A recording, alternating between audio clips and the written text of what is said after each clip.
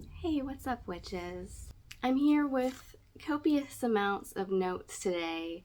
because this is going to be the first video in a three-part series that I will be doing all about what I'm basically calling the Norse Druidic path, or Norse Paganism and Druidry, but whatever the official title of the video ends up being. The reason I really want to delve into this topic is just because it's something that has always interested and fascinated me, quote-unquote Celtic paganism in general, even though that's just kind of a generic, not very accurate term for it, especially now that I am getting into practicing paganism and have really kind of explored a lot of the Norse gods and northern traditions of the Germanic tribes, etc. What I'm really finding myself going back and kind of getting re-interested in from a pagan perspective now is that study of the Druids and their traditions and what we know about them from both the historical perspective and modern Druidic practices. What I want to focus on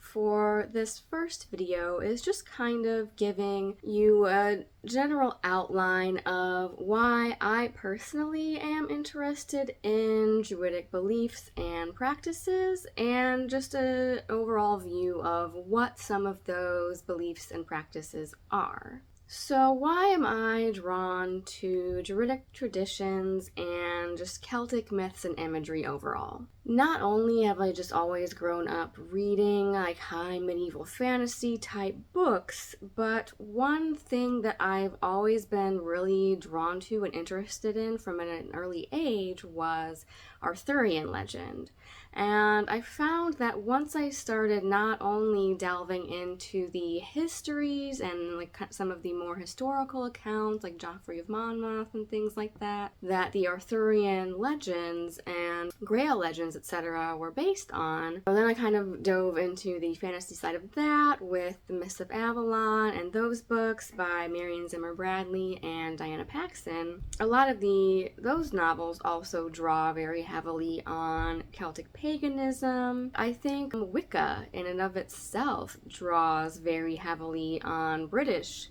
Celtic pagan traditions and their magic myths and ritual. Supposedly, Gerald Gardner was inducted into and practiced with this Black Forest clan in Britain,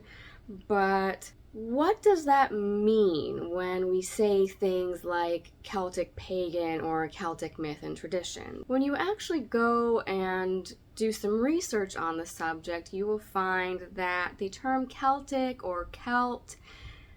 is a very broad and sometimes vague descriptor which has come to be used as somewhat of a catch-all term for any pre-Christian pagan tradition. From usually when people use it nowadays, they're referring more specifically to traditions and myths from the British Isles like Scotland, Britain, Wales, and Ireland. But originally the term Celtic comes from the Greek keltoi, which referred to basically anyone who wasn't Greek, or in the later days, anyone who wasn't Roman. It was almost like the Roman term barbarian. It just meant anyone that was not part of the Roman civilization, who was not part of the Greek culture. And so it could really refer from peoples and tribes and traditions from anywhere from the British Isles all the way through to Germania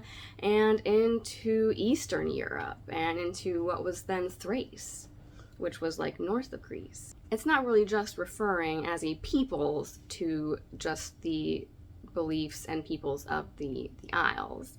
But when we look at the Druidic culture and Druidic traditions, there are mentions of them from Caesar as being a scholarly and like kind of priestly class among the Gauls, which was in modern day France, and also in British and especially Irish cultures and traditions. To just give a very brief overview of it, the word Druid itself, the etymology of that word, can be traced back from the Latin and Greek Druides, which came directly from, or might have been a loan word from, the Irish Druid, which meant something like sorcerer or just someone who was learned in magic. And then they also give a possible meaning from Derwydd, which was the Welsh term for a seer, and also the term for a wren, as in a bird. And then if we go all the way back to Proto-Indo-European root words, it can possibly come from deru, which means oak or wood, and the word wade, which meant to see, so it could mean something like tree seer, oak knower. And to me, that just evokes this image of not just the stereotypical bearded man in a white robe with a sickle, but someone who was just very in tune to the natural world and kind of in communication with it. And for me, that's just something that I personally seek as a pagan. From the Romans and the more historical primary sources that we have, and Caesar and the likes, they kind of describe this Druidic class as people who were very learned in not only the natural arts, but many different sciences such as geography, natural science, astrology, and they also supposedly knew some fundamentals of medicine and herbalism. So it was a very wide range of things that they would know, and I think Caesar goes on to kind of describe that they were split into the three castes of or classes of Bard, Ovate, and Druid, each which would have kind of had their specialty or area of study. And so yeah, it was not only just the bards and the keepers of the magic and oral tradition. It kind of just makes me wonder, since these people are, and Druids are kind of seen, featured throughout so many different lands and tribes, we know that historically the people of Britain, Ireland, Scotland, and the Scandinavians, Danes, people who were just in and around that North Sea, could and would and did interact with each other in terms of trade and things like that. So it just lends itself to the question of how much did their beliefs and practices align or intermingle with each other. Because according to Caesar, those who were training to be Druids on the mainland in Germania and Gaul would have been sent to the British Isles for further study and training, as it was his kind of belief that the Druidic order originated there in the British Isles. But from the little we can kind of gather from him, and maybe from like writings such as Tacitus, the little that we know of Druidic tradition and what might be, pagan pre-Christian tradition, would indicate that outside of just deity worship, their traditions and rituals and beliefs were largely centered around a belief in a reverence and respect for and connection with nature, which in my last video that I did all about paganism and nature, you know that nature worship, and not only that, but just having a reverence for and personal connection to nature, is a big aspect of paganism, along with the kind of the animism. And so we know that the Druids had an extensive knowledge of the natural world and natural sciences, and that they may also have held special rituals and offerings and celebrations during specific times of year to observe and honor either the solstices, equinoxes, or just overall changing of the seasons. That's another thing that I think we will see carried over into a large swath of paganism traditions today. And when we look at modern Druidic traditions, such as the Order of Bards, Ovates, and Druids, and other modern kind of reconstructed practices, they've been taken from what we can trace in the historic writings, or what has been, maybe somewhat passed down orally, because the Druids, unfortunately, much like the Norse, did not write down a lot of their beliefs and their practices. It was all carried through oral traditions. And so to me, I just kind of got this image, or this understanding, if you will, that much like modern day Wiccan and witchcraft traditions, what we have to go on for some of the modern orders of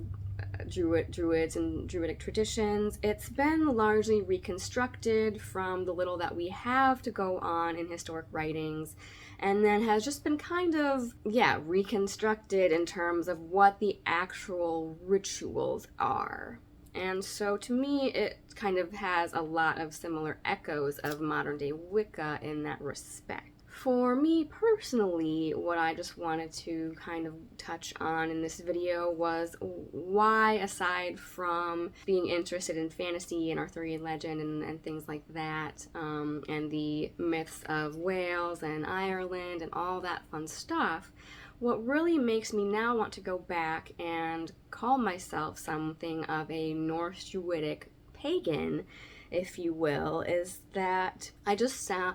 found that there was a lot of aspects of Druidry and Druidic tradition which incorporated things that align more with my personal belief that are not really to be found so much in what we have to go off of from the Norse myths and Norse beliefs.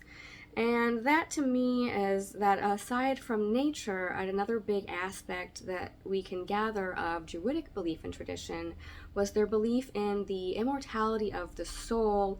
and in reincarnation, because that is something that I personally am a big believer in. I believe in reincarnation, and it seems that so too did the Druids. They believed that the soul could kind of transmigrate after death and would not be destroyed or just go hang out in an afterlife forever, but that the soul could come back. And you will see what I think are metaphorical references in a lot of these stories from Wales and Ireland and even Britain and Scotland of people being reincarnated as animals and being reincarnated into different human bodies. So not just that, but we know that the Druids also practice some form of divination. And so we have not only what we can go off of from Tacitus and Germania, saying that the Germanic tribes and peoples practice some form of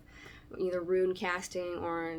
divination or casting of lots, etc. But we know that the Druids were known to practice augury, which, I mean, I love me some auspices, and I'm a big fan of reading omens and symbols and the flight patterns of birds, which is like a very niche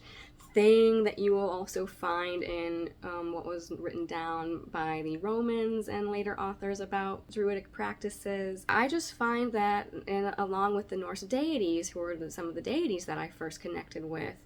that I've just always had not only this pull to the Celtic myths, but also what I would call Druidic traditions in terms of nature worship, which we know somewhat of what the Norse and the pre-Vikings and Viking peoples might have believed and practiced, but